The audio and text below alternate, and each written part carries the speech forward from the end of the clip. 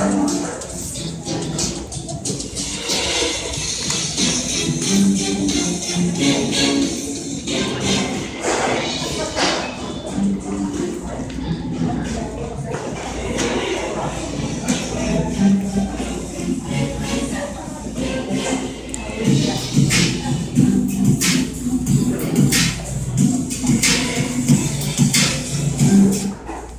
I give you team 3. Hello. Hello, Sharks. Hey. Hello. We are here today to present to you our business plan for Pasco Kids First, from our house to your home. And our house stands for helping others unite safely and effectively. And this is just a little bit of an idea of the families that we help out.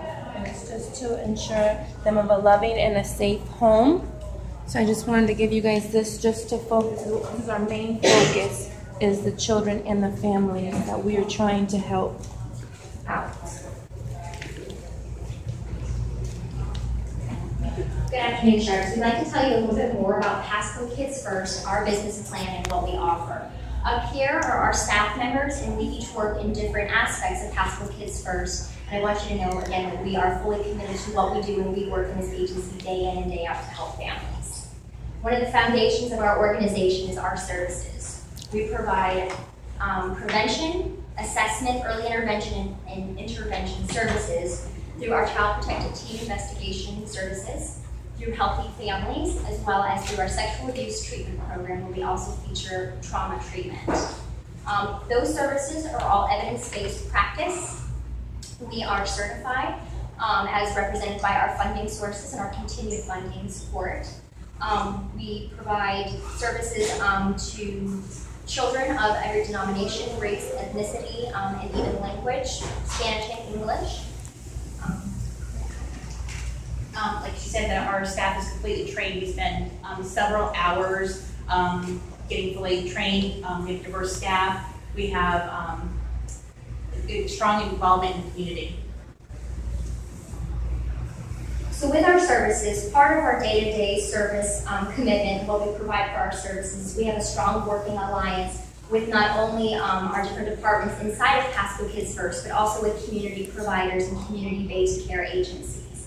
That's where our professional alliance is another portion of our house. So what we do is through multidisciplinary team staffings, we will often, with confidentiality upheld, we will consult with other providers that are involved with the family in order to get them kind of that holistic care that they need in order to help them safely restore kind of that well-being in their home.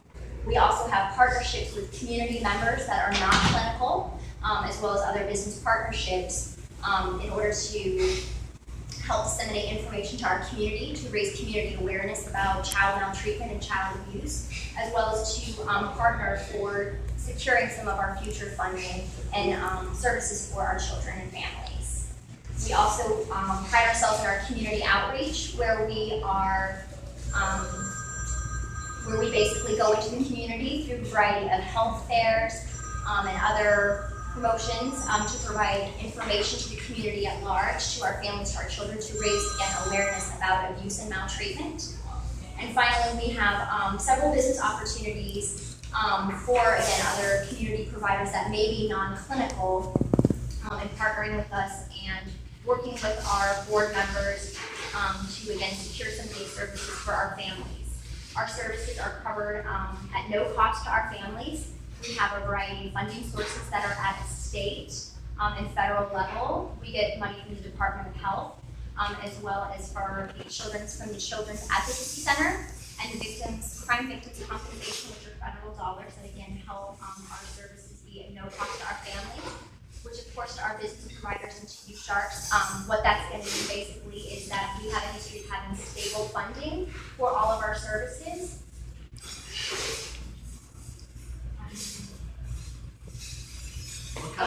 What kind of return on our investment can we expect? What we can tell you is that we have only a 10% overhead, and that the money that we end up kind of making through our agency goes back into our agency and to provide more services, higher quality services to the greater community. So what that's going to look like to you, again, may be more qualitative than quantitative. So again, at those board meetings, which I highly encourage you to attend, as stakeholders in our agency, you can find out the exact statistics on that dollar, but I want you to understand that there is a qualitative investment of helping families break generational cycles of abuse, helping families have a lesser dependence on community resources and tax dollars, as well as making the most of their medical treatment and healthcare treatment with mental health dollars and things like that.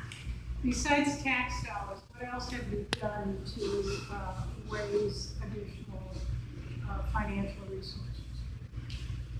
We have a yearly event for our Family Fun Day that generates money into the program. We also have a great team that writes grants for us to help generate extra monies as well. And how much have you generated? I'm going to say 100,000.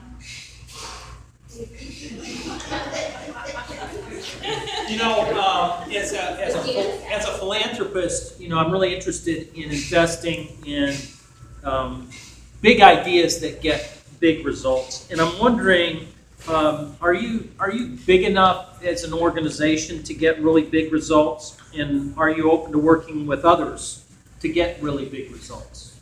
Of course. And that is actually why we're here with you, because again, we already have a proven business model that works. We've been able to provide services to families in our community, not only on the west side of our community, but also on the east side of our community now for over 20 years.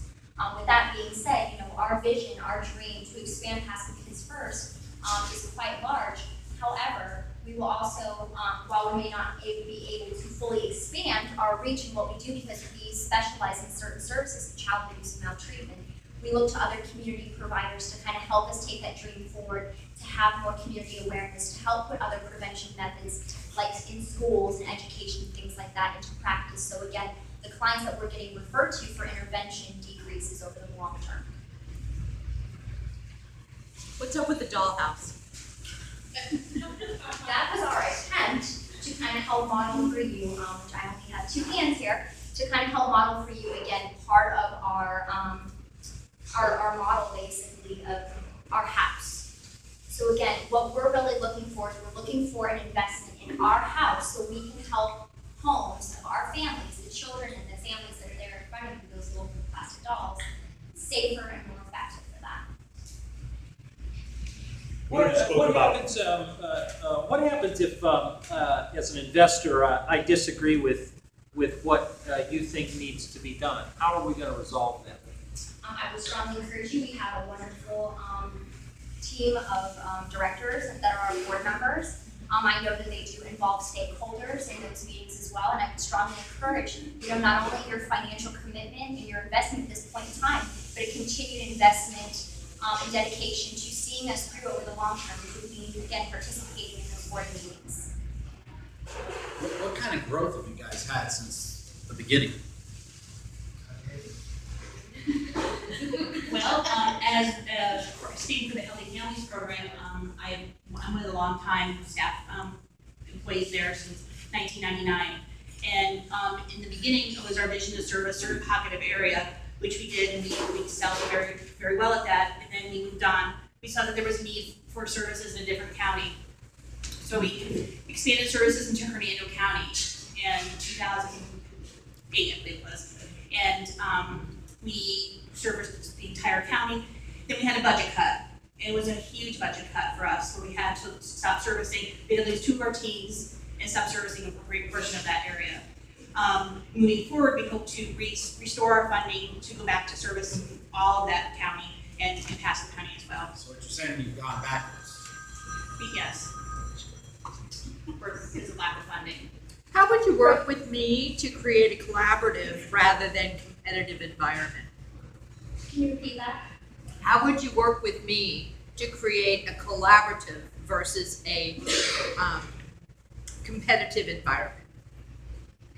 Well, I think, again, what we do stands for itself, that we are, again, community leaders. We are experts in the field of child maltreatment and abuse. And at this point in time, we do not really have any other community providers that have the level of specialty and that provide the specific services that we do. We work, again, in partnership with those other community agencies to provide that specific service. However, we have maintained a really good working alliance with those other agencies, and where we recognize other mental health needs or other services that may provide further support or housing we refer them out to those other agencies. And being evidence-based, we have a record of proving excellent services to families that we do serve. Amongst the community, we have different community partners that speak very highly of our program and the services that we offer, and that relationship speaks for itself amongst them.